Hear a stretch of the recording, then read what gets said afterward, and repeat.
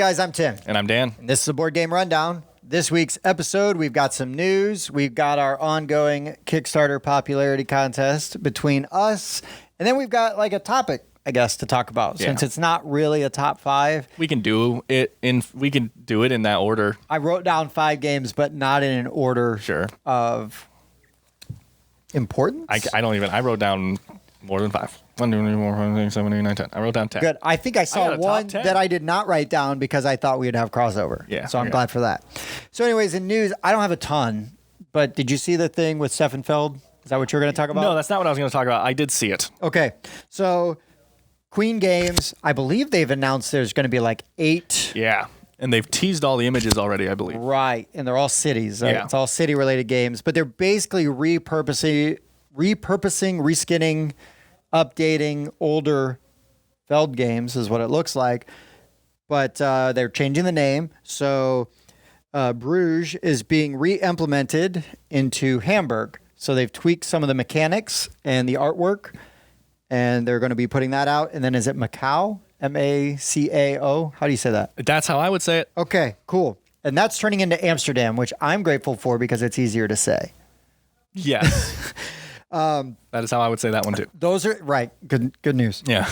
Those are the 2 that they've officially announced. Yes. Well, so they had far, already right? announced a couple, but they weren't remakes, right? I think they were like, they said, we're starting this line. Here's the 2 we're starting it with. Right. And then they've announced a couple since then. Right. So those are the ones if you're a fan of Bruges or Macau. Or just Stefan Feld. Or Stefan Feld. Yeah. I mean, the guy's a brilliant designer, so why not? And they have it, by the way, to where the side of the boxes of these games are the like main building. Like the iconic building the iconic from building from that those area. And so it's locations. going to build a skyline on your game shelf if you put them all next to each other. It looks really cool. Yeah, and as a collector, I like that kind of thing. It's a really cool collection idea. I don't know if I'll end up with these games or not. I haven't played them. Sure. So I played a bunch of Stefan Feld games, but not those city ones. Yes. Anyways, that's my news. You got some news? Yeah, well, I'm just going to go more in depth on something. We got more information on something called Pandemic Legacy Season 0. Okay. So I'm just going to give a bit more of this information. So first of all, it's 1962 Cold War. Well, that is not what that box art looked like. Yeah, so I was closer than you when I said noir, just saying. You said Victorian era. Sure, I did by their dress, the way they were dressed on the front of the box. So you're fighting against a Soviet bioweapon called Project Medusa. Okay. And the disease cubes are Soviet operatives that are getting up on the cities. The research stations are CIA safe houses. And then your agent, you get an agent that you customize, right? Legacy game. And you will get your own allies and assets that you can kind of use to help you in these operations. There will be a replayable prologue that sets up the main story of the game. That's pretty cool. And instead of the 4th agent, the 4th Soviet operative expanding, when the 4th one would be placed, you pull a location card equal to that city, and it will have negative effects that impact your campaign. So like the examples they give are you might lose a safe house, it might ship everyone back to Washington, so that you're starting over movement-wise. You might lose one of your safe aliases that your agent has. Sure. And it's going to negatively impact your guys' estate instead of spreading. So there's going to be a different system that spreads the agents. This sounds way more interesting to me than regular Pandemic. 100%. This theme is interesting. The look of the board is almost Twilight Struggle looking, to where cities have boxes that have markings that are going to slowly fill up. Like it looks like, and that makes sense if you're doing a Cold War theme kind of thing. But yeah, so I think that's all I really pulled from there. But like, just lots of new information coming out. You can see lots of pictures now of what the board looks like and stuff. And yeah, it looks better and better. Right on. Well, that's good news. I like that. Yeah. I like that because I am a little cold on Pandemic most of the time, and that sounds way more interesting. Yes. Now, don't get me wrong. I would have definitely checked out what a Victorian era Pandemic was, or a noir version of Pandemic, if you will. But Cold War is pretty good. Yeah, Cold War is pretty looks good. Cool. Also, I did about 10 seconds of research. It doesn't look like Project Medusa is a real thing. Yeah, it didn't sound like a real thing. Sound like a James Bond kind of thing. Sure. Well, there are, Manhattan Project and Project Orion, and like those are all real things. Yeah, those are real things. You are correct. Yeah. All right, gold star. Yeah, I'm just for saying. 10 seconds of research. No, I already knew those two. Are you sure? Yes. 'Cause I think when you Googled Project Medusa and it said, "This is not real, dummy," but the Manhattan Project is. Listen, there was some weird stuff going on in the Cold War. Have you seen Indiana Jones and the Kingdom of the Crystal Skull? Yeah, lead-lined refrigerators. They were built so well back then. Yes, and you could also, like, a human being could be launched like a projectile for miles and be okay. Yeah, well, we drank a lot more milk back then. That's than we true. do now. That's true. I hate that so much. Yeah. I'm gonna just be mad about that the rest of the show. It's bad. You're welcome. All right, Kickstarters. Kickstarters. I only have 2 this time, so you should go first. Okay, so we need people to comment on the thread because right now, we had 2. We basically had 2 comments last time, and it was and for neither Bob's. of them were you. Right, and that's a problem. That's a problem. That's a problem because Bob got a vote for the domination game. Correct. Which And was my brother. How traitor. dare he? How dare he? He should have dare voted for he? me. He should vote against you out of principle because it's your That's brother. that's actually a really good point. Right? And then the Houston, we have a dolphin, which I still love, even just the name. Like, I almost don't even care what the game is. Yeah. Like, I just love the name Yeah, and the I just idea want the wallpaper. and the descriptor that there's like a dolphin on your spaceship sabotaging you. spy. Yeah. Like, nobody noticed that it's a dolphin. No? It's- Well, space helmets. Right. I love it. I love it so much. Okay, so the first one I got, it's doing very well. I'm expecting one crossover here just because of our backstories. Sure. The Shivers? Nope, I looked at it. Yeah. So the Shivers is a really interesting looking board game. Very new, right? Like, I can't think of anything that's like it right now yet. Plays 2 to 5, ages 7 up. It is a pop-up episodic board game. Yeah. And there's like a $65 backer level and there's a $95 deluxe backer level, which comes with extra room, an extra room and like 2 more characters and like the player boards for those characters. And the characters I think are like a dog and a cat. But yeah. Okay. But the kind of the crazy thing is like this player board is like magnetic and like clips together. And so depending on the episode that you're doing will dictate how your house is laid out. Yeah.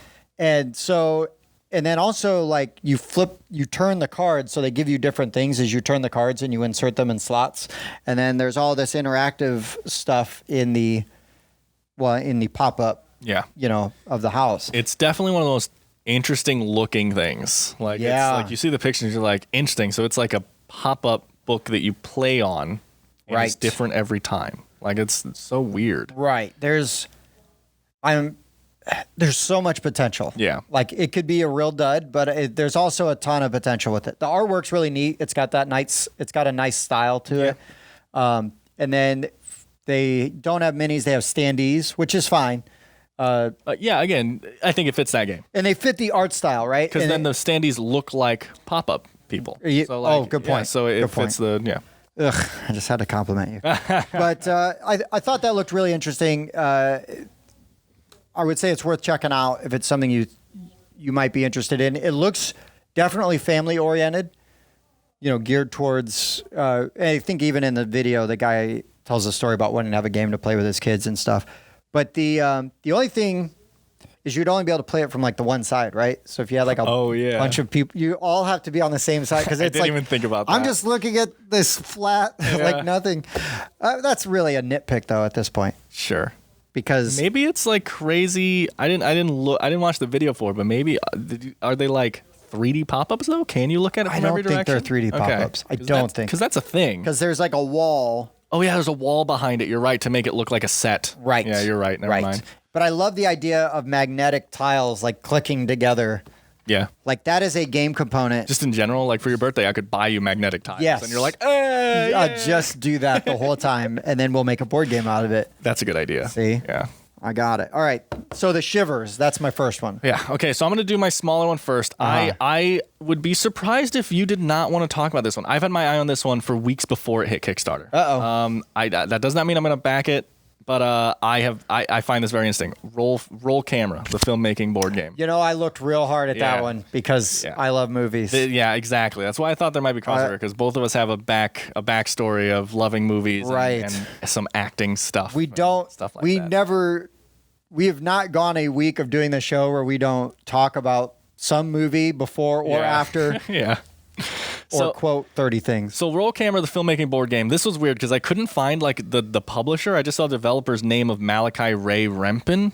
Okay. So it's just that guy is all Malachi. That's another movie quote. Okay, there you go. Sure. So 1 to 4 players, 30 to 90 minutes, 22 days left, funded. Tons of time. Yep, tons of time. $49 and shipping for June of next year. So that's realistic. Yeah, all sounds pretty good. All sounds pretty good here. So the basic thing is you're all a role of someone who makes a movie, the director, the producer, the star. You're all something like that, and you are working together to roll dice to create the scenes.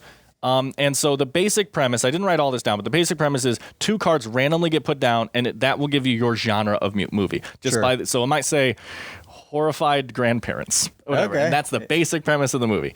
Then you get the hand-drawn scenes for movies. Holy crap! How am I not like storyboards? Storyboarding. Oh my! I've done storyboards, and I could not think of what that was called. But then you get storyboards that look like hand-drawn, and they tell you where you need your dice set up. Like in order to shoot the scene, you need a camera here, you need an actor here, and the dice placement is on like a grid. So you're blocking it. Huh? You're blocking it.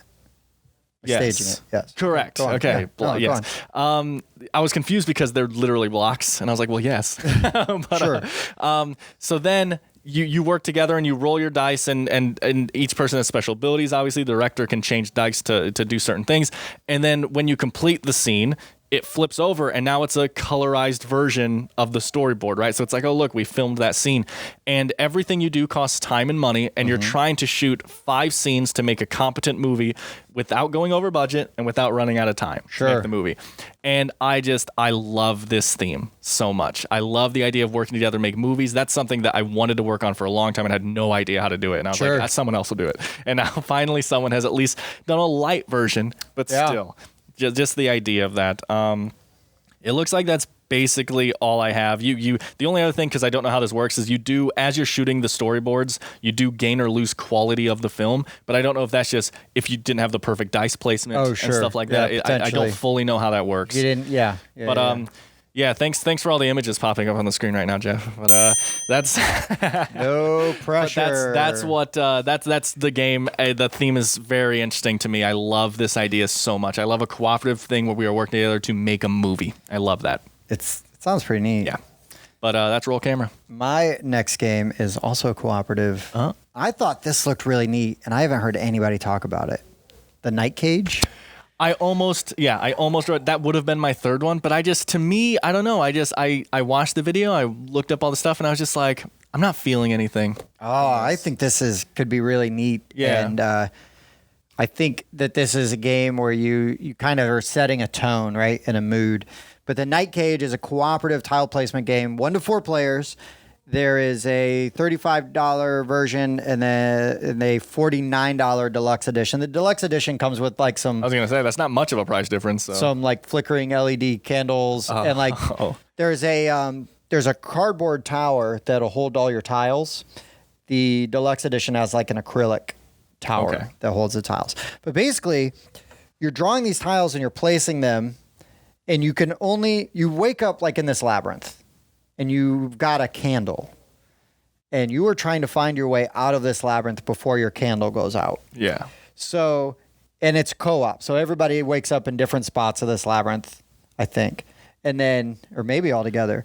But so as you move, you draw a tile, but you can only see directly adjacent to you. Yeah. And the other tiles basically come off the board, like as you move out of range. Oh yeah, cool. I didn't actually catch on to that. So the labyrinth is constantly changing. Yeah. Because you could double back and find something completely totally different. Yeah. Which I think is really fascinating as like a theme and really creepy, right? So if everybody's kind of like trying to get around, so everybody's got to find a key and then find the gate. So I think if you get to the gate, like you don't want to leave the gate because I don't know if the gate will be fixed. Like I think if you leave a place, it's gone. Yeah. So say you find the gate first, you might be like, you got to stay there until somebody with a key gets there. Yeah. And the way the tiles come up and they get placed, I just think is really neat. And I think that, and I don't know, but But I think that when the tiles are out, I believe is when your time's up. Sure. So you've got this ticking clock, right? As you're constantly moving. Yeah, it sounds like a more intriguing, potentially, version of like Subterra. You know Subterra? I have not played Subterra. I've only messed around on Tabletop Simulator with it. I haven't been able to play it in person. But yeah, Sure. the whole cooperative, exploring the things, everything getting worse, and and the end game running out of tiles and stuff. Yeah, it seems like the basic Subterra thing, but then they changed the theme and made it this intriguing dark thing. So by the time this airs, Night Cage will have maybe 11 days left. Okay. Maybe a few more. Again, plenty of time.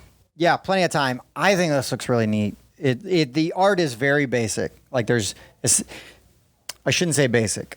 It's very much on theme, but it's very simple. It's simple. It's very simple. It's very simple. I love the box art, and the theme, the art style of the game fits. It just looks so creepy. Yeah. Like there's monsters in those tiles, and I don't know exactly how they work, but they affect people. It's almost and do better things. to not know how they work. Right?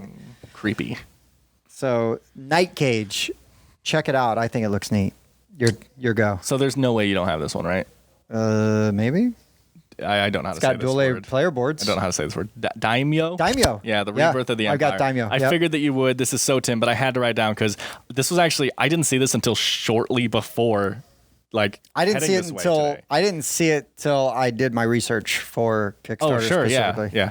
But I didn't see it the previous times I had looked. Just today I was scrolling and I was like, what is that? And I clicked on it and I was like, how did I miss this? Yeah, Daimyo looks really good. Huge. Looks really good. Yeah, so Daimyo, The Rebirth of the Empire by La Boîte de Jeu. Yeah, which French is company. The box, the game box. The game box. Oh, look at you, fancy pants. I speak a little French. So they made Netatanka, Outlive, and It's a Wonderful World. Okay. Yeah. I've heard of two of those. Yeah, all games that are pretty well regarded. Outlive Sure. and Netatanka are both pretty well regarded. It's a Wonderful World I don't know too much about, but I've seen. Right. people play it. I've heard good things. Yeah. 2 to 4 players, 90 minutes, 11 days, funded. Talking really fast, keep up. $79 shipping in April 2021. Yeah. Did you see shipping on that to the U.S.? No, I didn't. $35. Oh, that is painful. Okay. Yeah. For But no, a go on. $79 game. I'm just going to say one last thing really quick because this is what I was like, how did I not see this game? Dice drafting, deck building, resource management game. How have I not seen this yet? And Bob, Yeah. dual layered player boards. Dude, this is so Bob. But only if you kickstart it. Yeah. Only if you kickstart it. So get on that. But anyway, Tim, talk more about this game. No, you nailed it, man. I think the art looks really neat. Yeah. It's like a post-apocalyptic future, Yes. and it's like a feudal Japan theme, but there's a little bit of cyberpunky tech to it. Yeah. Because one of the clans, because there's 4 literally different clans. techno. But all the clans look like they're laid out the same, right? They've got like scavengers, a techie, or something to that effect.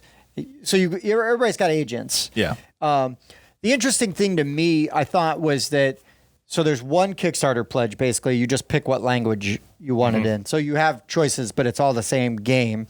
The interesting thing to me was that there are shaped meeples, like specifically shaped meeples for each unit, or each kind of worker you have.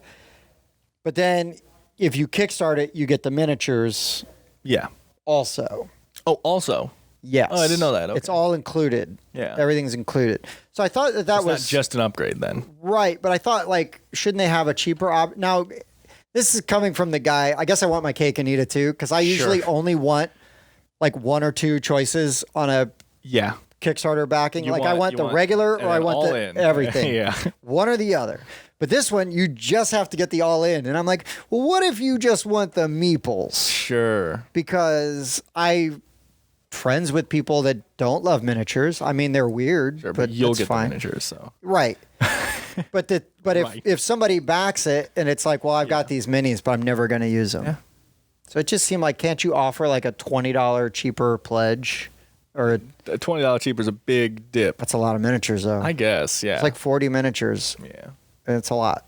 I don't know. They're good. It doesn't have to be $20. I was just throwing a thing out there. So everyone is fighting to be the new emperor of an archipelago of a retaken world. Yep. So you are gaining popularity, gaining influence, being careful of assassination attempts, and scavenging relics, all to try to be the most popular person to take over the new world Question. ahead of everyone else. I didn't see this in there. Are the factions asymmetrical, or do they all play exactly the same? That's a great question. I didn't see that in there either. Yeah. So if they are, you guys need to be a little bit more clear about that. But I don't think they are. Le 'cause boîte de jeu? I think all of the factions have the same kind of units and the same amount of each unit. Sure. But so I guess they're counting on the deck drafting is what makes. Yeah, I mean, deck building. Because otherwise you just might as well be purple or red or blue, which is fine. But you and I are big on asymmetrical factions. Yes. So I don't know. Everything should have asymmetric factions. I agree. Even if it's the tiniest change. Tiniest change. I just want to be different. You know? You are different. Like Scythe, even if you take away the character powers, which are very different, right. just the fact that their boards are in different orders. Like that's even a cool enough asymmetric I thing. love that. That's almost an Easter egg. Yeah. You know, because you're playing and you're like, wait, yours doesn't do the same as mine? Like that's even a thing. I love it. I love it. But those are my two. So what's your last one? No, Daimyo. Oh, that's right. Daimyo that's right. was my last one. So you are just hanging on by that movie. Hopefully we got a lot of movie fans out there because Daimyo, by the way, since we both said Daimyo, which I knew was going to happen, it cannot win. It cannot win, even though the game does look because excellent. for some reason we don't accept joint victories. No, we cannot share. And even though I was nitpicking on it, I did pick it because I think it looks really neat. Like, I think that Daimyo's got a lot of potential. Yeah, no. You know, so don't. It has that look of looking at it, not because of play-wise and everything, but it has that look of like, this could be the next like Blood Rage. You know, just like from this type of game it is and what you're doing and the player base that it's going to have, you know. Yes. It has the potential to get there. We'll just see if it does. Sure. I agree. So before we get into our topic this week, have you played any games? I've been pretty light this week. I've been really light. I forgot that we always do this. I didn't keep track. I'll tell you, I made my game in Tabletop Simulator. Sweet. So I spent some time doing that. So my little One Night in Gotham game that I've been working on, I found out how to trademark. No, not trademark. I found out how to import files and design the things in Tabletop Simulator so much easier than I was worried it was going to be. So now I can get the rule set done and I can actually start sharing this with people and stuff. At least the digital version. So that's cool. I did play a couple rounds of Linky just for fun. I don't even know what that is. Linky is so I love trivia. Okay. I'm not always great at it, but I'm down. Trivia is something that I love because the more you play it, the better you get every time, no matter what. Right? Like you can't always play the same trivia game over and over again because people will ask a question that you're like, oh, I've heard this one before. Right. And people are like, that's cheating. It's like, no, that's literally learning. That's the point of trivia is I now know this answer. I know the answer, You know, like I love that. But so Linky is interesting because what it is it's a trivia game where you are when you get it right, so all the cards have letters on the back that are Linkee. It spells Linky. First person to spell out the whole word wins. Sure. And then it's a trivia game where there are 4 questions, okay? And all 4 of those questions, you don't answer those out loud. You answer them in your head, like everyone that's playing. So it'll say, you know, what's this? Who's this? And you keep those 4 answers in your head. And then the actual answer to the trivia question is how those 4 link to each other. So what do those 4 have in common? Okay. And then the first person to think of it says Linky out loud, and then they get to go. They say, is it this? If they're wrong, they're out of the round. Everyone else can go. There is also a hint on the cards.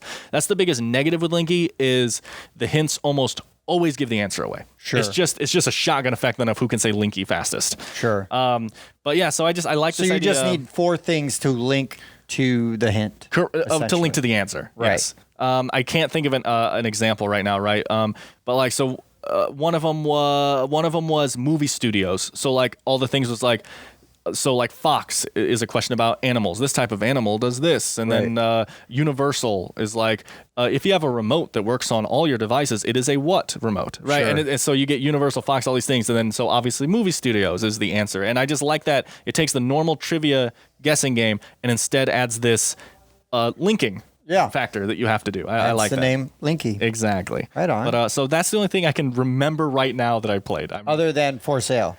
Well, yes, I always forget whenever we play a game. Like whenever I play with Tim, I forget it happened. I think. Yeah, it's usually such a miserable experience that he's got to immediately. Yeah, block I forgot. Yes, I finally played For Sale, one of the most famous games ever. I feel. Bam. Yeah. And it was cool. You know, it's a very nice filler game. Yeah, I enjoy. Like playing 1 or 2 rounds of For Sale every few game nights. Sure. And going, I'm glad I got that in. Now imagine For Sale with miniatures. I'm just kidding. Right? Miniature houses. No, gosh. For Sale is very functional. It's 2 decks of cards and some cardboard money. Sure. And that's it. Super simple. It's very simple. And what's funny is it's made by Eagle Griffin Games, which make like they do really big productions of games. Yeah, like Age of Empires, Age of Discovery, Empire's Age of Discovery. They do Galactic Rebellion. They do Defenders of the Realm, Defenders of the Last Stand. So all these games with like a bunch of miniatures and really awesome components. And then there's that one. You know what For Sale kind of reminds me of, just with its simplicity and ease of play and stuff, I guess, is No Thanks. I am aware of No Thanks, but I have not played. You got it. Got it. But so No Thanks is a similar kind of thing where everyone is paying for cards in the center. So like you draw a card and it's 37 and everyone's paying for that and betting for that card or whatever, and you're collecting cards in front of you, but you only score your like biggest straight or something, right? Sure. So you have to keep track of which cards you're actually pulling in front of you, or your like lowest numbered straight or something. But so it's just a super simple card game, like that kind of thing. But it has this interesting strategy element to it, and it's just a fun little filler. Yeah. No, I love For Sale so much. It is so easy to teach. Like you could teach anybody how to play it pretty quick, and you can bang out a game in like 10 minutes. Yeah. So I love those kind of games, especially when they're good. I also tend to like games more when they're good. So. Right? We will be doing a review of it in the very near future, but I played the Tooth Fairy game and a bunch of versions of it with my daughter the other day. I blackmailed her. I'm like, I will do this for you, and you have to play this game with me. Nice. And the good news is, because in that box, there's basically 5 different games they give you the rules to play with the same components. Yeah. And the components are really just a 6-sided die and like 5 bags of teeth. Oh, okay. There's no cards. Okay. Yeah, the cards are basically your player color. Like, I want to be this Tooth Fairy, the purple one versus the blue one. I do want to be the purple Tooth Fairy. You are the purple Tooth Fairy. But the games start off very easy, like very simple, like very family friendly, and then they get more and more and more complex. So we got to like the 4th one where I felt like we were kind of reaching my daughter's interest level and capacity to like follow. But we had also been playing for a little while at that point. So like attention span was going down and complexity is going up. Yeah. So if we started on the more complex next time, or if I just pick up where we left off. Yeah.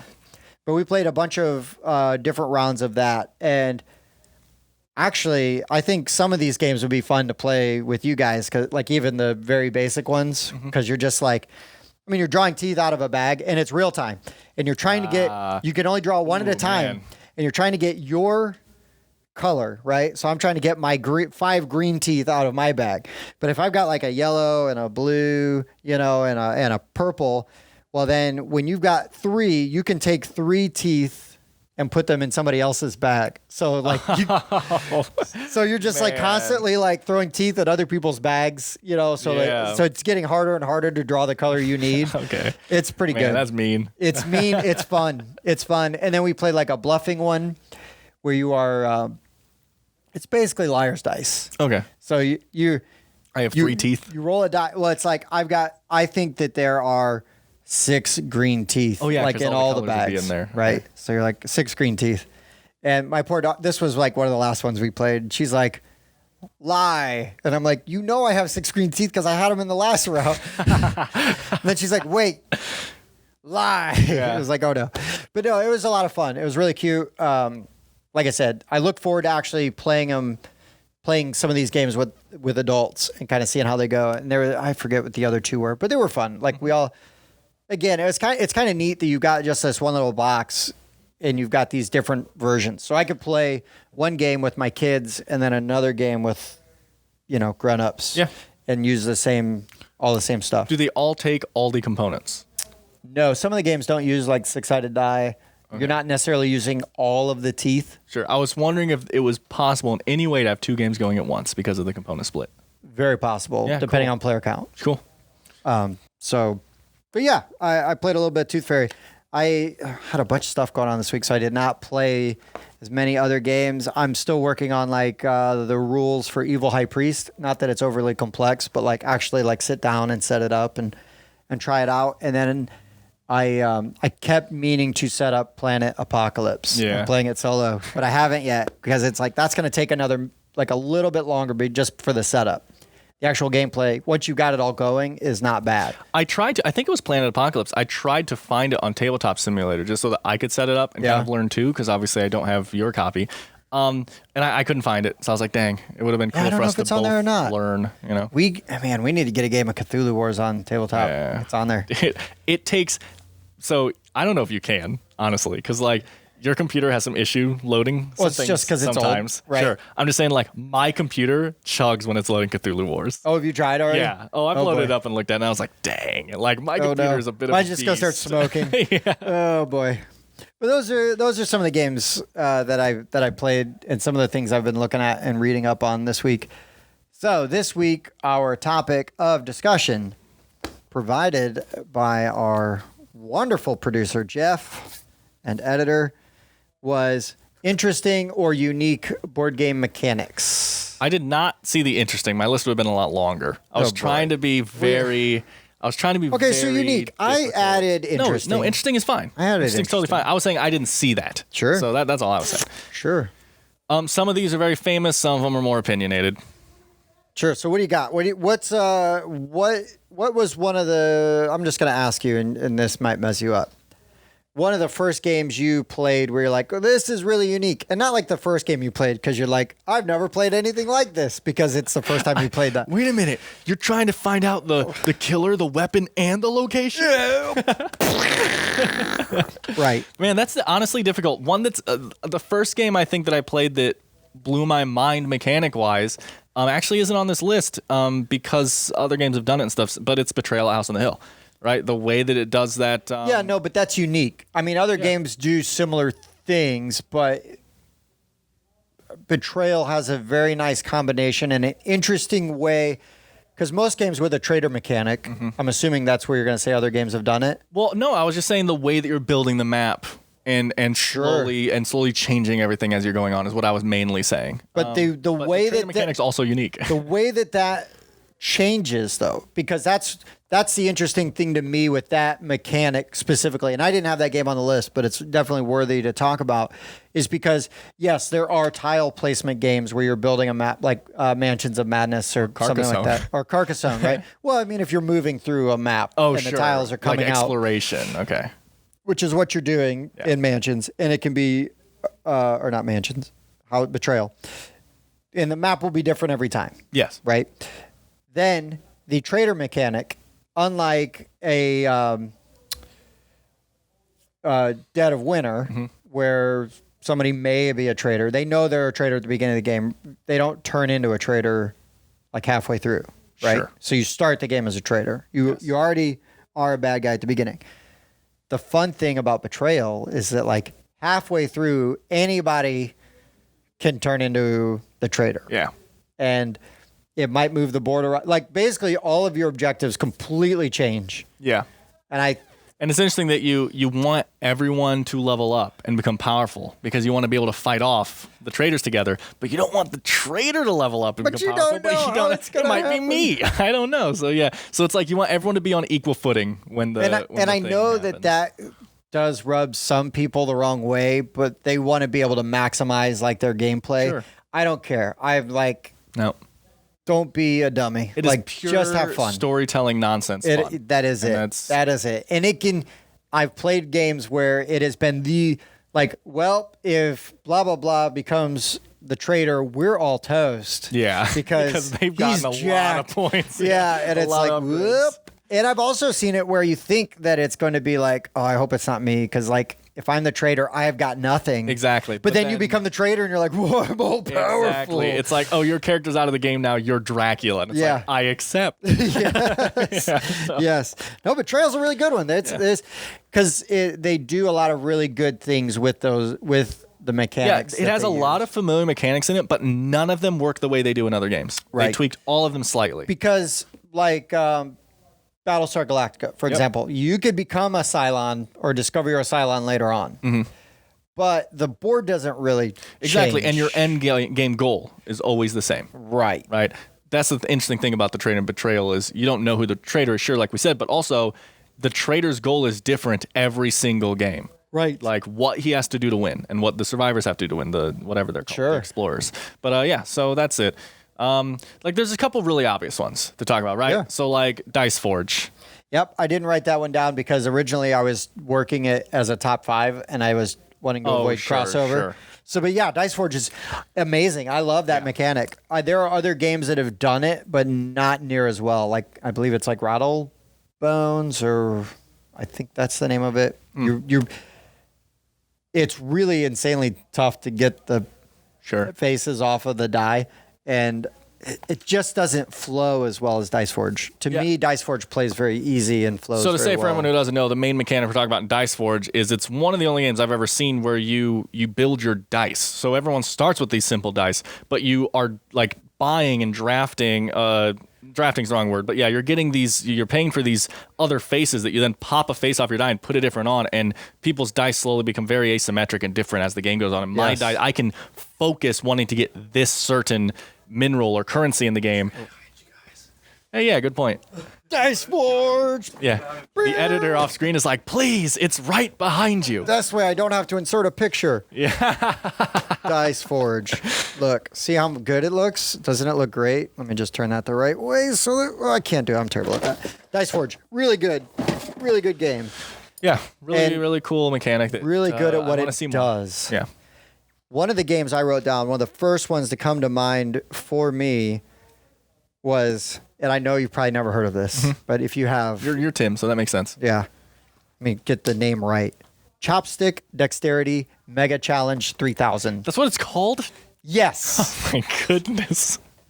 Chopstick Dexterity Okay, Mega so Challenge what is so different about this? 3000. What is this mechanic? This mechanic is you are on a game show called the Chopstick Dexterity Mega Challenge 3000. Yep.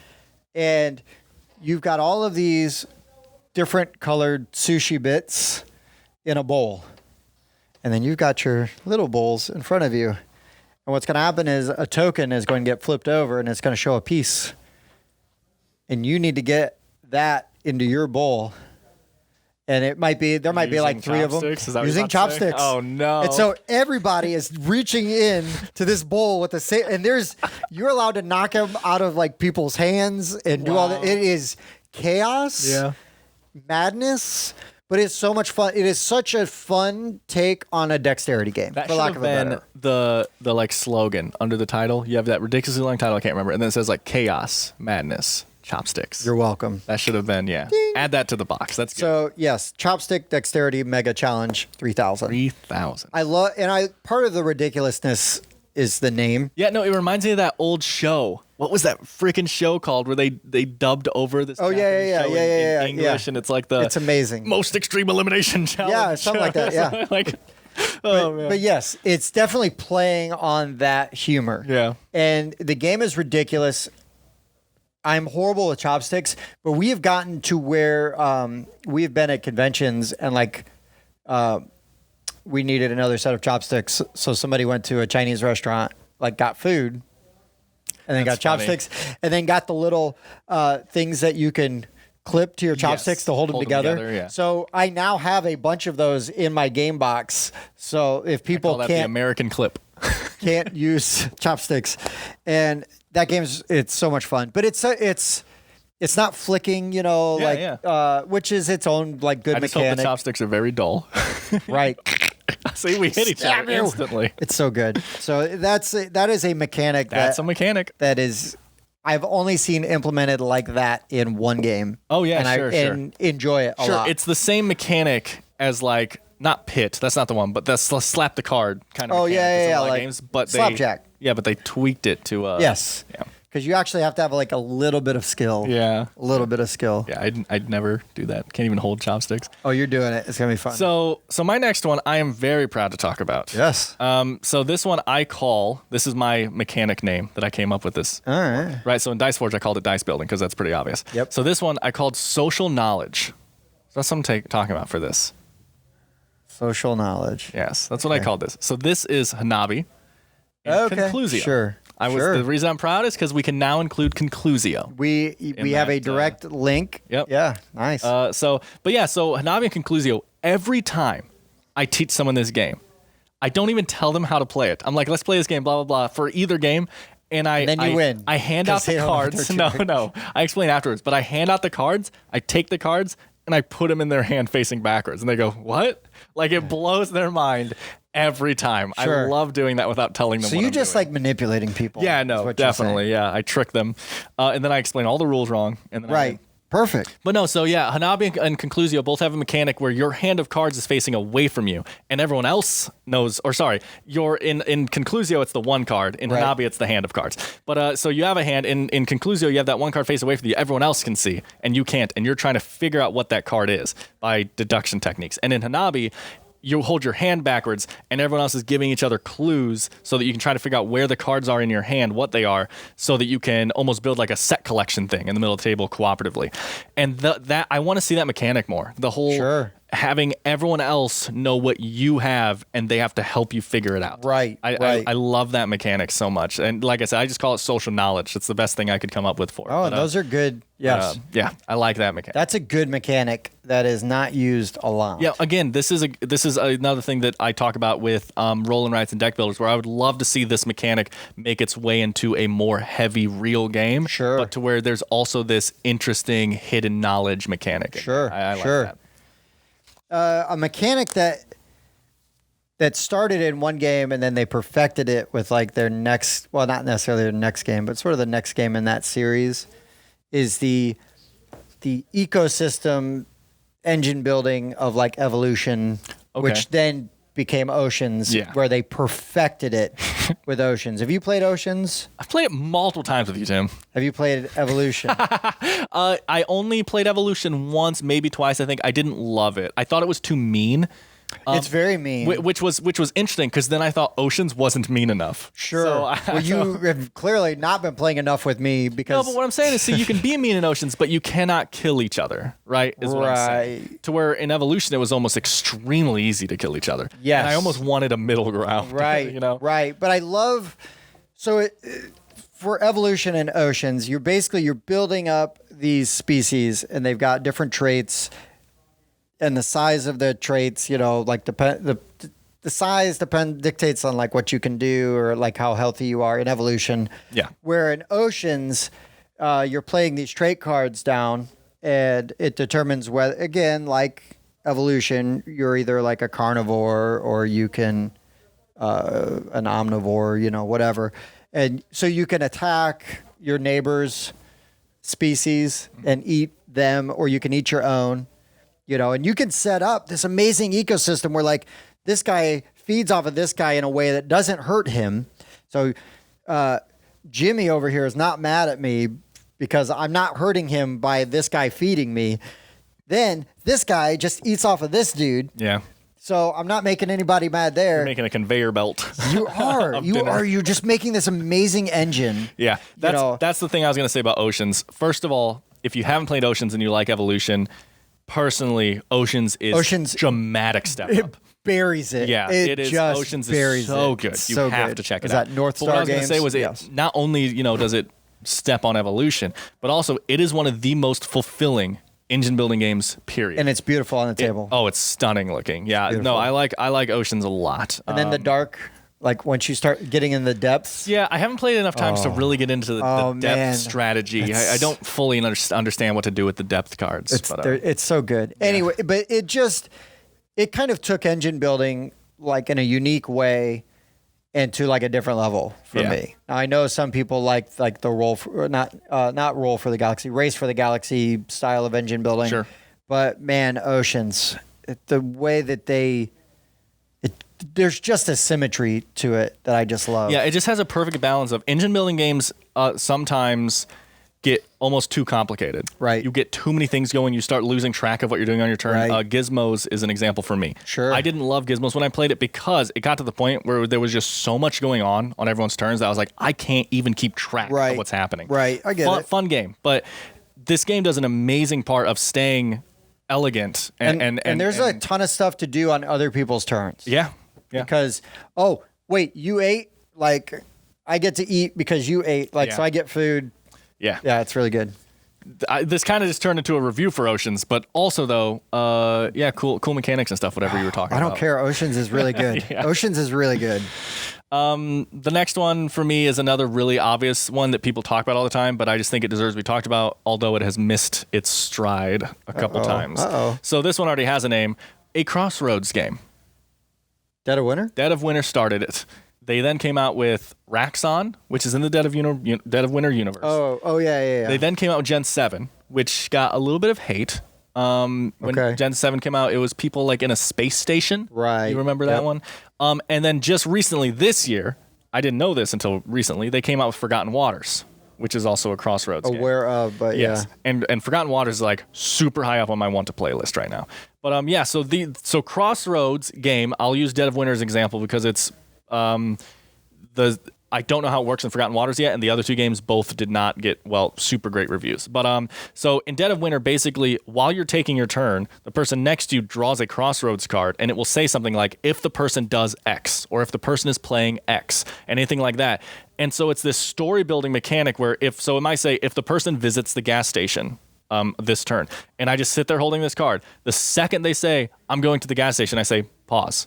And I now have a paragraph to read where it was like, you arrive at your destination and realize, and there's this storytelling element that I then do, and then I give them a choice saying, do you help the person you found or rob them and abandon them at the gas station? They make a choice. That choice then impacts their turn and usually the game. It depends. Right. It might change how much food we have in the shelter this turn. And this Crossroads storytelling system that could happen every single turn, and building this story every game that is different every game because of what the order you're drawing them in and stuff, is such an incredibly simple and interesting storytelling system that I'm glad is starting to make it into other games, although it obviously has not been perfected yet. Yeah, I don't know why. I really liked Dead of Winter the first time I played it, and then after that, I've just kind of been like, here's my thing. People are going to probably hate this. I already love Dead of Winter. Okay. Sure. I own it. I have the broken token insert for it. Sure. Because it's so hard to get to the table without that. Right. And here's the thing with Dead of Winter. I have never once played with the traitor. On purpose? On purpose. Okay. Just because the first time we played, we didn't play with the traitor. We were learning the game. And then the game, especially because you just take your objective card, flip it over to the harder side, the game is perfectly difficult enough. Oh, it's super without hard playing with the traitor. For sure. So I genuinely believe just play like in your case, like just try playing it on the harder difficulty mission. You still have your little I'm a douche cards where it's like I have to have 5 gas cans in my hand at the end. So there's still that little bit of traitor element going on. But just play the game without a traitor on the harder difficulty with those cards still. The game is perfectly difficult with just those mechanics. Sure. So I do want to play with the traitor because I like that mechanic. Yeah. Every time I set up, I'm playing with a group of people, and I'm like, so do you want to play with the traitor? The game's already pretty hard. And they're like, let's just not do it. So. I call them cowards. Sure. But no, I think I played both ways. I think we learned without the traitor. And then I've played it both with and without traitor since then. And I don't know. Yeah, it's really interesting to me that you don't like it because, and I mean, the game is very lukewarm for people. I get that. But I just don't know what isn't good about it. You know? I can't, it's not one of those games where I can go, nope, this is why I don't like this. Like, right? Like some of the games I don't like, I can specifically say, I would rather play Lords of Waterdeep over Champions of Midgard every day of the week. Sure. Incorrect, but no, I'm just kidding. Lords of Waterdeep is amazing. But you know what I mean, though? Like, usually it's like I've got a replacement game or like a critique of Villainous I might have, where it's like, this game just takes too long. It just becomes, everybody's just piling on the leader until somebody accidentally wins the game, and it goes on 45 minutes longer than it needs to. Yes. I don't have that qualm with any of those kind of nitpicks with Dead of Winter. I don't know what it is about playing it where I'm just like, I guess that was fine. Huh. Like I don't turn it down. Like I will not, but I'm not going to pull it off of my shelf. I own it. I'm not going to pull it off my shelf and say, "Hey guys, Dead of Winter, let's do it." Yeah, it's interesting. It's interesting to me because there's so many things I like about that game that I'm trying to figure out what like. Obviously, the art style and the theme are interesting. But then on top of that, like I love the dice system where you roll the dice, then those are your actions. And I can only attack with a 4, so I have to use my 4s for this. And like I like that system. I like the travel system, of course, the Crossroads system. Right. No, they do a lot of interesting I would say the biggest negative I'd have for Dead of Winter is it is a bit repetitive. You're doing mostly the same thing every time you play. I think maybe that's some of it too, right? It's like, well, I'm just going to sit here and search out this location until it's all done. Yeah, I can get See you guys later. Yeah. But no, the crossroads mechanic is really neat and something that would be interesting implemented in other games. Yeah, it's just because of how simple it is to make an effective storytelling experience. I think if Dead of Winter you had chopsticks and you were like That's true. trying to Yeah, you could only kill the zombies by stabbing them with chopsticks. or if I could make like a big fish that could eat the zombies. I'm not sure how that would work, but I don't either. It's a terrible idea. Yeah, it's bad. Have you played or heard of Ghost Stories? Yes. Well, I haven't played it, but it's very famous. Yeah. I know a lot about it. It's super hard, Yeah. but it's got a really interesting tower defense kind of mechanic. Oh. So you're basically your village is in the center, and you've got all these locations all around the board, right?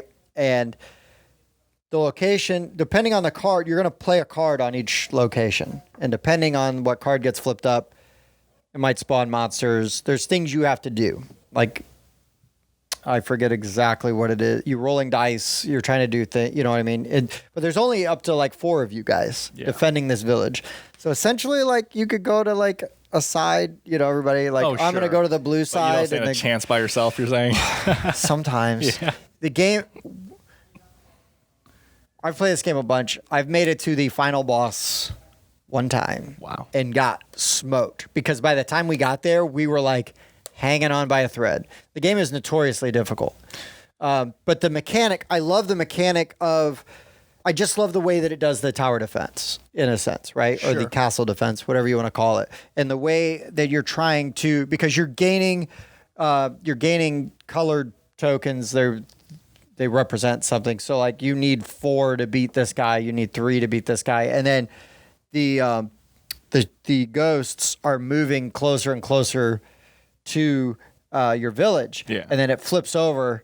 If it hits it, it flips over. That space is dead. So then basically you have to do something special to bring that space back. If they get to a dead space and then get to your middle, that you lose the game.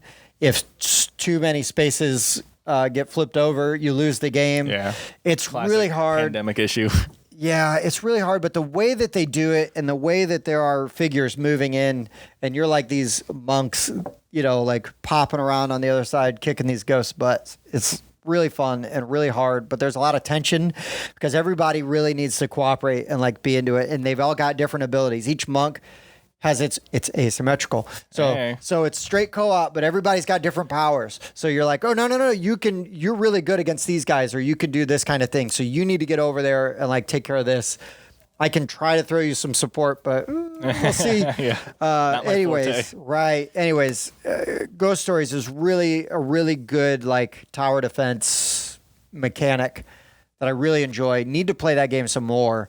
It is so hard. We should try it out sometime. Yeah, see I'm what down. you think. I like difficult games. I like losing. I'm used to it. Right, me too. But it's as far as a tower defense mechanic goes, it's got a unique one, and I like tower defense games and wish they were like crunchier ones other than like Castle Panic. I was thinking of that, by the way. The way you explained that game, I was like, oh yeah, we forgot about when we talked about that. Carnival Zombie, right? Isn't it called Carnival Zombie?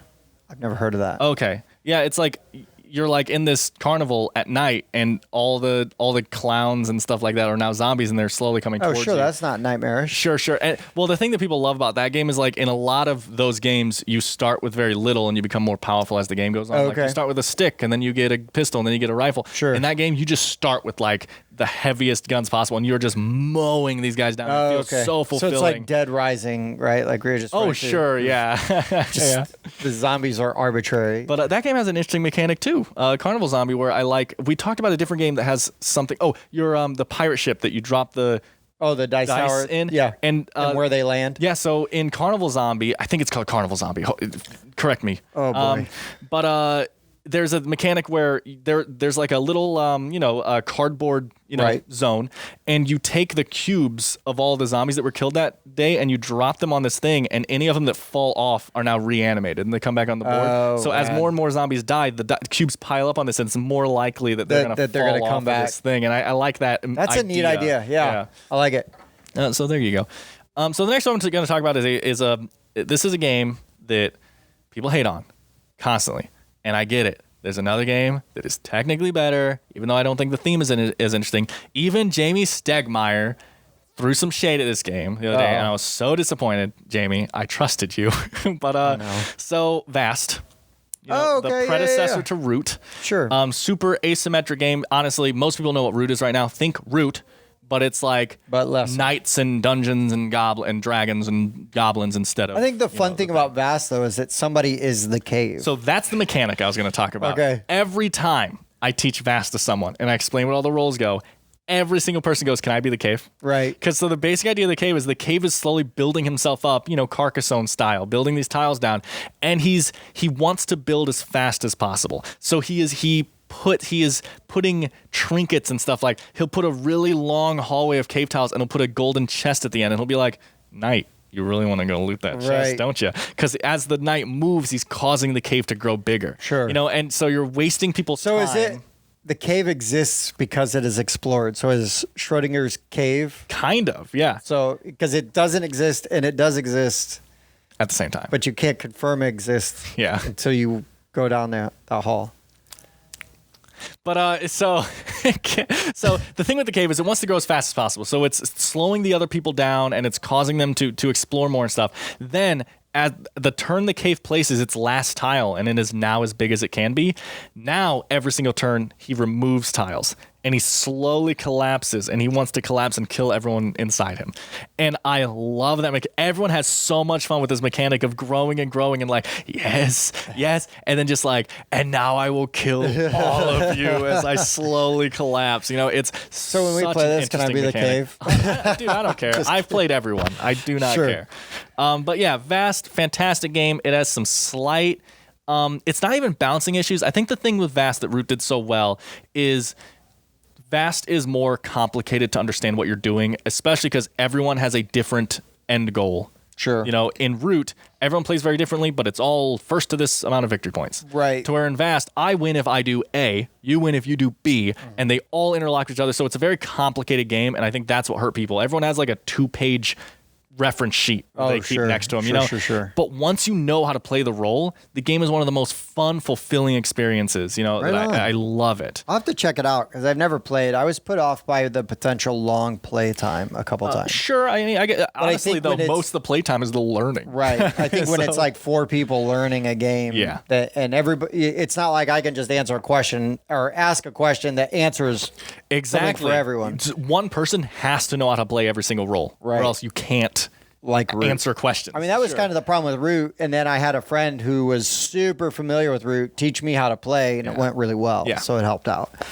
A game mechanic, and I need to play, I own and haven't played it, but I think it takes it to like the next level, but like card crafting.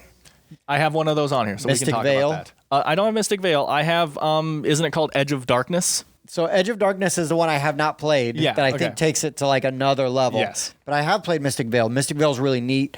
It could use a little more. Now, I haven't played the expansions, so maybe the expansions will give me like that extra crunch that I want with it. But I love the idea because I love deck builders. We love deck builders. Yep. So you're not only like building your deck, you're building every card, but you're changing and adding to these cards and making them better. And you still have to do so in a way though that your hands are going to have some symmetry and like fire off of each other. Sure. But yeah, so Mystic Veil is the first game to do a card crafting. Does it work similar to Edge of Darkness, the way you're building the cards? I'm just wondering how it works in that game. I haven't played Edge of Darkness yet. Okay, well, how does it work? How are the cards built? Yeah, so those, it physically, it functions the same. So there's like a little, you basically just slide them in. Like a sleeve. Yeah. Okay. Yeah, it's basically like a sleeve. And you slide them in, and they're transparent, so they layer on top of each other. Yeah. And stack. I assumed it was the same system. I was just wondering because I haven't played Mystic Veil. Because it's AEG, it makes both of those. Have you haven't played Edge of Darkness though, have you? Yes. What? Yeah. I played Bobby's copy. Right on. Did you like it?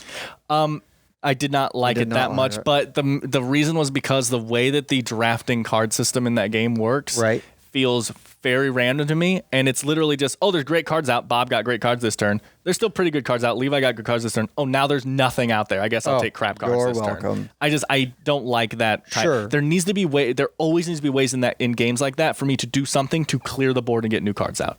That's fair. I think there should always be something like that, because you literally just, your turn comes around and there's nothing, and then it goes back around and it comes back to you and there's nothing. You're like, how am I going to win this game? Right. I can't get anything. Right. So I felt that game suffered Just from that be a bit. better. Other than that, though, the game is awesome. The theme is awesome. Yeah. The monster system is awesome. The card building system is awesome. Sure. That randomness just really kills it for me. That's fair. But yeah, so like he was saying, those games work in a very interesting way of see-through cards being put in the sleeve so that you are literally building effects on these cards, so that, oh, on my first turn, this card only lets me take 2 gold. On my next turn, I take 2 gold and I can move 1 space. And on the next turn, and you just make the cards better. Because as you add to them, you're getting very extra interesting abilities. system. So having a deck builder where you're also building cards at the same time would be very interesting. Yeah. It's really fun. It's really neat, and I love the concept of it. Yeah.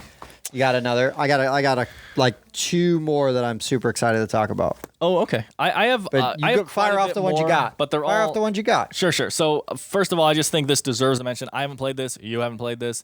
But Nyctophobia. Yeah. What an interesting idea. Fascinated with the idea. Yeah, I just stare at that game like, who came up with this? Like, so Nyctophobia. A lady trying to make a game for her to play with her blind friend. blind family member, I think. Yeah. So imagine trying to design a game for a blind family member that is playable and then succeeding and getting published. And stuff, like crazy. And seems to do fairly well. You know what I mean? It's mass market release. Yeah, for sure. So basically, Nyctophobia, haven't played it, but it's like a 1v X amount of players game, and the one person's a killer, and the other players are survivors moving around trying to escape. Right. And the map is built every game by the killer, so there's like walls that are put up and stuff like this. And the main mechanic here that we're talking about is that the players, the good guys, play completely blindfolded the entire time. There is no sight because it was designed for a blind player. And when they move on their turn, the killer, they put their hand on the killer will take their hand and put it on their piece, and then they choose to move, and they will feel walls around them. Like they know, like, okay, I have to turn right here because I'm at a dead end, you know? Right. And they slowly move around this board and they find things. Meanwhile, the killer has their eyes open and they are moving their character towards these people. They're essentially Buffalo Bill at the end of Silence of the Lambs. Yeah, and just imagine. He's got night vision goggles. You just imagine playing this game where not only are you blindfolded, making your way through this maze trying to find things, but then the person you have to trust every round to put your hand on the board is the person trying to kill you. That's amazing. Like, it has like this dark undertone to right, it, too. Because you just, could like, walk into them, right? Me. Yeah. Like, You know? This is bad. But yeah, Nyctophobia is so interesting. We're kind of obsessed with that game. We keep talking about I know. it. So we're gonna need to play it at some point. We just need to play it.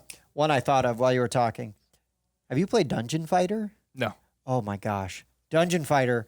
I need to get my hands on this game. I have a friend who has it, and I only see him. He lives in St. Louis, so I only see him when we do conventions. Bullseye game, right? Yeah. Okay, I have seen it then. Yeah, but you maybe there's cards that will tell you have to bank the die off of the box, or you have to do like left-handed or under your leg or backwards over your shoulder. That'd be so hard. It's so difficult, but it is so much fun. It is such a great like beer and pretzels kind of game. But that mechanic of, and it's kind of what you talked about earlier with the cubes falling. Oh yeah, sure. So that mechanic of like where the die actually falls determines how well you do. So not only the number, but like getting the die to land in the right spot.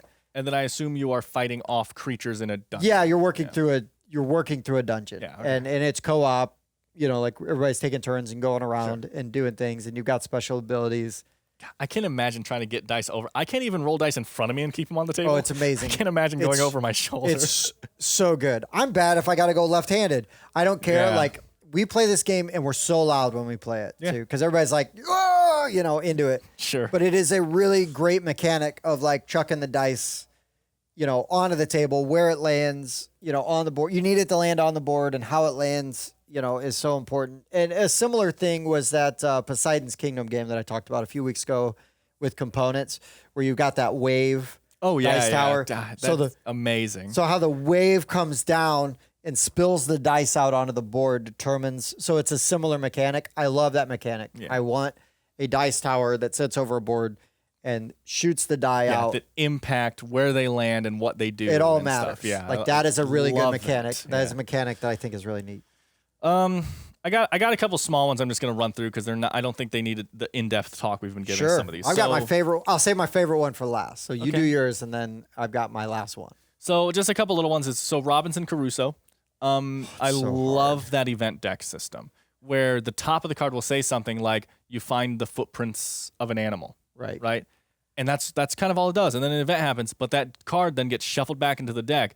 But the next time it comes up, the bottom of the card activates, and it's the effect of. So it's almost the top half is a warning. You know, it might say you got stung by a bee, or it might say you see footprints of an animal on the track, and you now then just have to know. Okay, well that could be 3 days anything. later, you're getting eaten by a bear. Yeah, that could be anything. So you're kind of just preparing for like there might be a bear that comes and attacks our camp. So you're preparing, or I got stung by a bee. We need to start building medicine because just in case I get an infection, you know, like. And I just love that system of you don't know what's gonna happen. You get a warning sign of hey, look out, and then you just have to prepare. Right. And I like that a lot.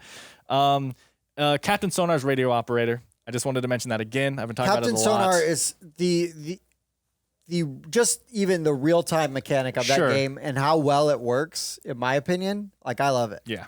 I think that real time games, if you can pull them off, like kudos, I'm in. Yeah. I want to try that. it out. That does not seem easy. I have an idea I want to talk to you later. Sure. But it does not seem easy But to pull that off. I like the idea of real time games because they're so frantic. Yeah. And I love. I was playing a game with my brother-in-law. We were playing Narcos. Okay. And so that's sort of like a hidden movement, like one versus many. Yeah. And the one is moving secretly around. And I was like, I just love the tension of it. You know, like I'm so stressed out. And he's like, you like being stressed out? I'm like, well, in a board game. Yeah. Like I love if we're all standing around the table, like, okay. Yeah, what's gonna happen? Yeah, like if you do this and that, you know, and then it just comes down to like either you move and you're like, are you there? And if it's it and everybody, you know, explodes, like I love it. Like give that to me. Like I love that experience in a game. Yeah. I mean, sure, it's fine to just sit and play a Euro, take your turn. Sure. It's a different type of strategy. But I'm an animated guy anyway. So if I'm playing a game and we're all like amped up about it, boom. Yeah, just do that for Boom. anything. So good. Play Caverna and just be like, you took my coal. Oh, I got these rubies. yeah. And then everybody else is like, So yeah, I just to mention the Captain Sonar radio operator, But yeah, just the fact Sonar's that great. entire person's job in the game is just to listen to the other team and keep track of what they're doing is so interesting. so I tough. can't imagine another game where you're playing and the only thing I do is pay attention to what Tim is doing and try to figure him out. Like that's so interesting. It's so good. It's so good. Love it. And then that's actually it. The only last thing I have are games where you slowly build things on the table. Okay. And they might matter, they might not. But the classic example for us right now is Lords of Hellas. For Building sure. those monuments over time, and they slowly become better and better. Right. An example of one that doesn't matter, but just man, the table appeal is there, is Pillars of the Earth.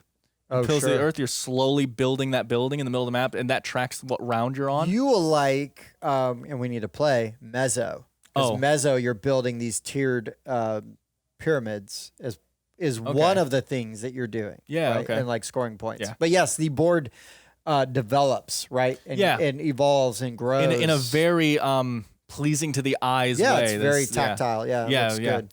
But so that mechanic of slowly building things and changing the way the board looks. Sure. It's very, very interesting. I like that quite a bit. So my last one is a game that I love and need to actually play again soon because I keep talking about it, so it's on my brain.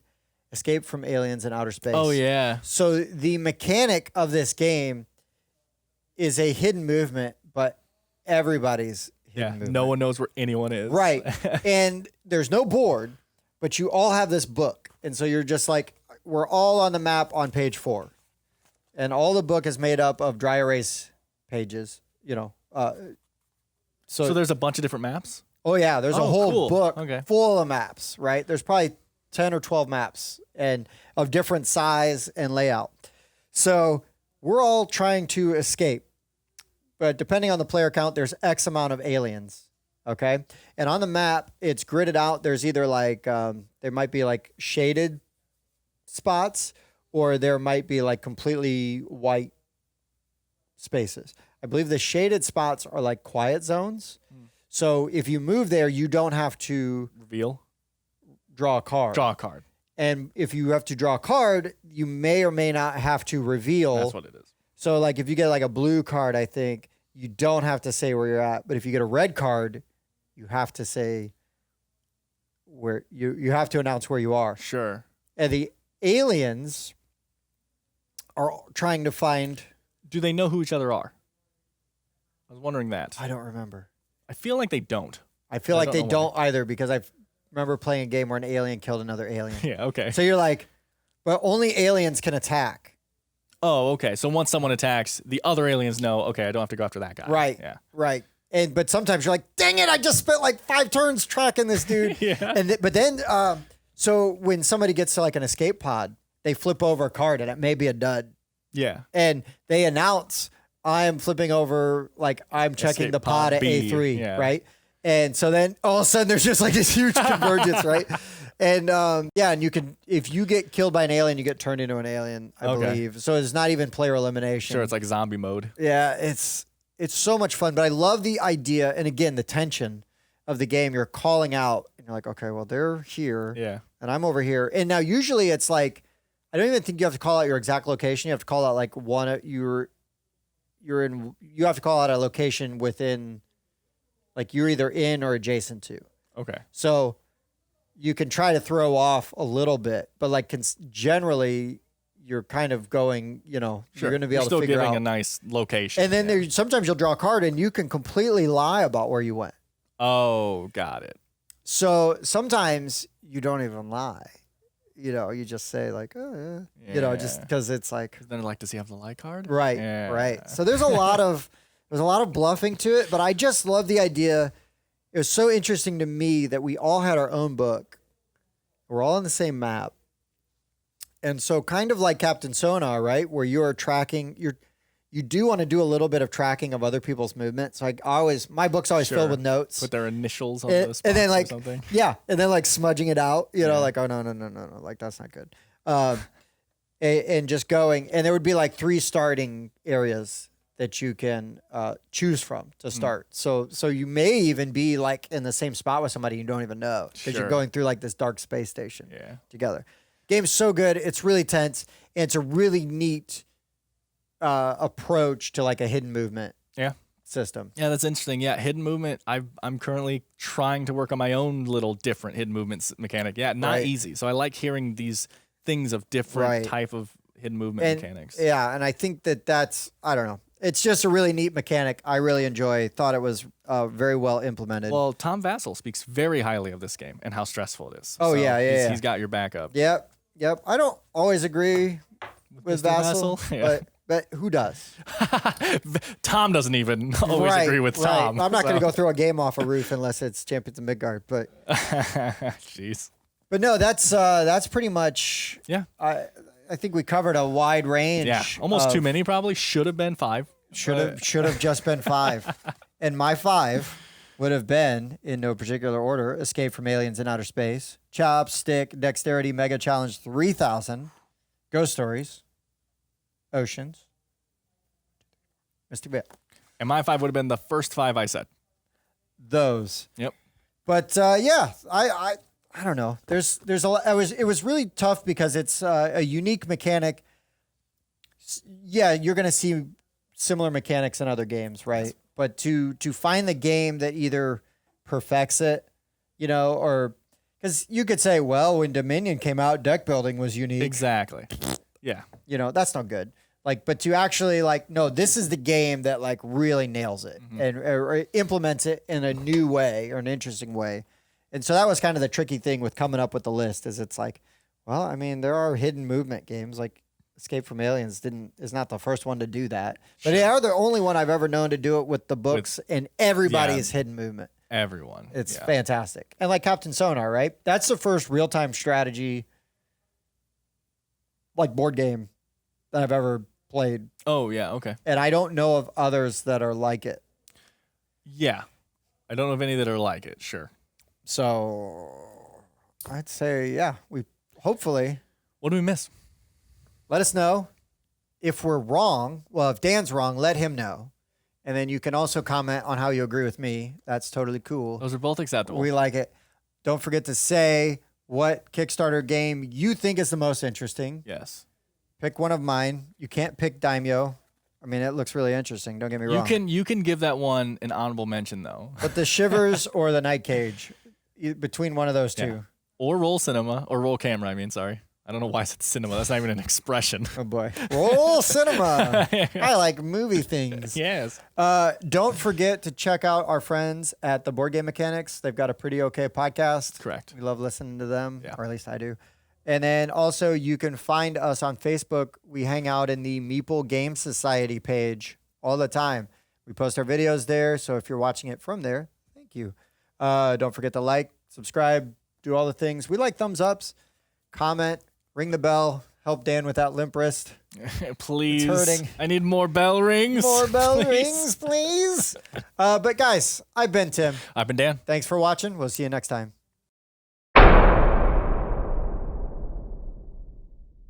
Thanks for checking out the Board Game Rundown. If you like what you saw, like, comment, and subscribe to our channel. Share our videos on social media and spread the word. We publish new content weekly, including reviews, unboxing, and Let's Plays. And as always, thanks for watching.